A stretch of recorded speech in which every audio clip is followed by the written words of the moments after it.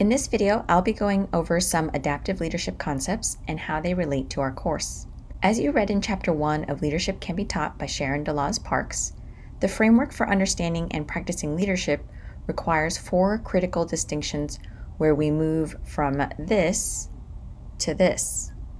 When we interact in class, and in particular work through our cases, you will experience and practice many of these concepts. So let's dive a bit deeper into them. Authority is defined as conferred power to perform a service. It can be given and taken away and is part of an exchange. For instance, I have been given the authority to teach this class. It can be given and taken away by the college, the department, and even you, the students. The college and department gave me the role, but they can also take it away from me. And as students, you can choose to take or drop this course. As for the exchange, you have expectations of what you'll learn from the course as part of your degree program. There are 2 kinds of authority. The first is formal authority, which we can think of as a formal job description with expectations. As the instructor, there are certain aspects of the job that I must perform. Some of the expectations associated with this is that I have experience and knowledge in the subject matter and can teach it to others. Then there's informal authority, which is based on trust and involves the ability to influence others beyond compliance. Everyone in our class will have varying levels of informal authority, and as we get to know each other, we begin to learn one another's values and skills, and then give our trust to one another. Leadership according to Heifetz, which you'll read about next week and was explained by Parks in this week's reading, is defined as an activity to mobilize people, whether they are in groups, organizations, or societies, to address difficult problems. Let's look at some examples to understand what kinds of problems exist. On the left is a broken down car that is overheating. Typically, when your car breaks down, you take it to an expert, such as a car mechanic, to fix. In this situation, the car mechanic can determine a clear solution to why your car is overheating. In this scenario, we would describe this as a technical problem, because it can be solved with knowledge and procedures that already exist. On the right is our global warming example. For us to address this problem, we would need new learning, innovation, and behaviors. In this case, we have an adaptive challenge, which requires changes of heart and mind, or a transformation of old habits and deeply held assumptions and values. It's also helpful to think about who is responsible for solving the problem. With a technical problem, the mechanic or authority figure can solve it. Recall, by bringing your car to the mechanic, you are conferring authority to this individual in exchange for their service. With an adaptive challenge, the constituency or people involved with the situation need to fix the problem. With global warming, we are all affected, although to varying degrees and experiences. One concept you should be aware of when attempting to exercise leadership is the concept of work avoidance. People fail to adapt because of the stress provoked by the problems and the changes it demands. Using the global warming example, companies are stressed at the idea of having to change their practices, as it will result in higher costs to the business. Examples of work avoidance include holding on to past assumptions and not listening to information being given, blaming authority and assuming no responsibility of your own role in the problem.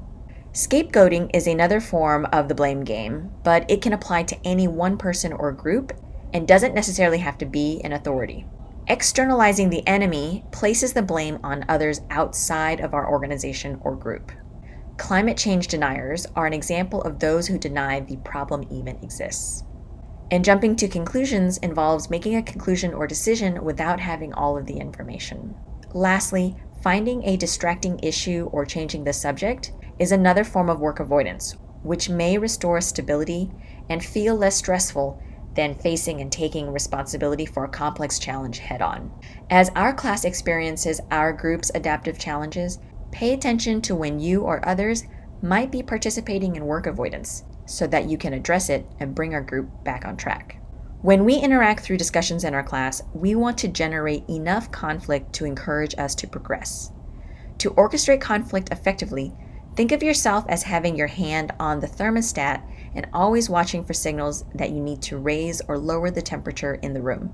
Our goal is to keep the temperature, that is, the intensity of the disequilibrium created by discussion of the conflict, high enough to motivate people to arrive at creative next steps and potentially useful solutions, but not so high that it drives them away or makes it impossible for them to function.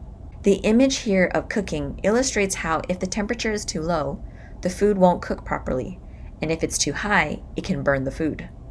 Greta Thunberg, a climate activist, spoke at the UN Climate Action Summit last year to highlight politicians' inactions.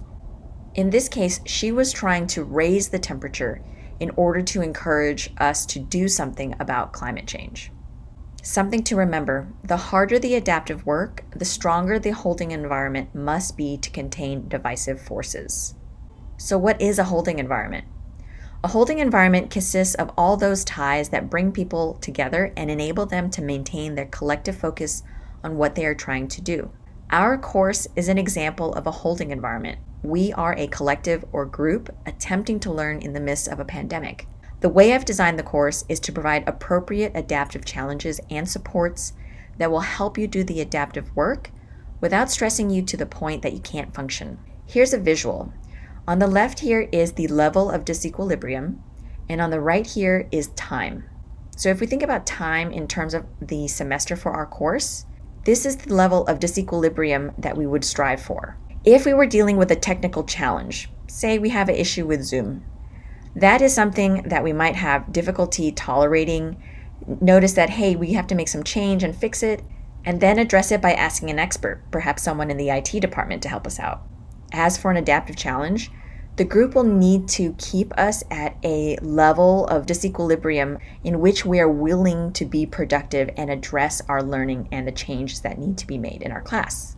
At times, though, our group will likely experience work avoidance, as we see here.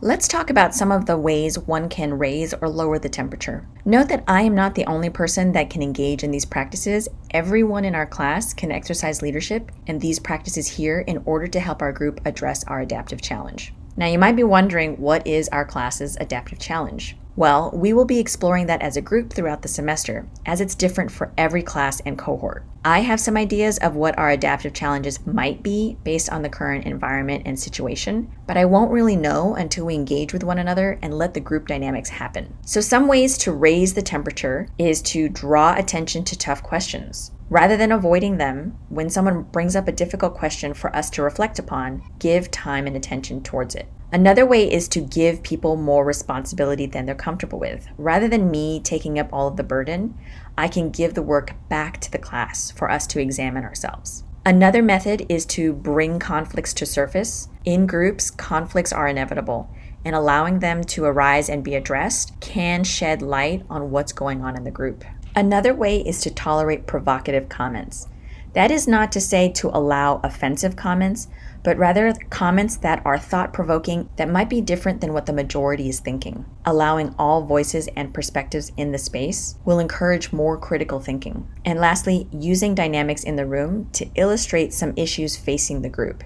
Recall in the Parks reading, you learned about case in point. So we'll be using ourselves as cases, and oftentimes some of the dynamics that we see represent something that is going on in the larger group. Over here on the right are some different ways to lower the temperature. Perhaps our group has gone past our limit of tolerance, or it's just getting too difficult for us to be productive. So some ways to lower the temperature is to focus on some of the technical aspects. So think about solving the easier problems. These are small, quick wins that can help alleviate some of the tension in the group. Another way to lower the temperature is to provide structure by breaking problems into parts. It's easier to manage. One can also temporarily reclaim responsibility for tough issues. So for instance, if our group discussions got a little bit too heated, I can step in and take responsibility and take back some of that work. Not all work avoidance is bad. Sometimes we engage in work avoidance in order to lower the temperature in the room. When things get too heated, we can suggest taking a break, or one thing I see often in class is someone cracking a joke. So if you've ever been in a tense situation and you make a joke to kind of lighten the mood, that's a form of work avoidance. And that could be a good thing to diffuse the situation, or it can be distracting. And lastly, it sometimes can help to slow down the process of challenging norms and expectations. Change can be scary, so slowing down a bit can help alleviate that anxiety. You can find these slides posted in Canvas, but if you have any questions, just let me know.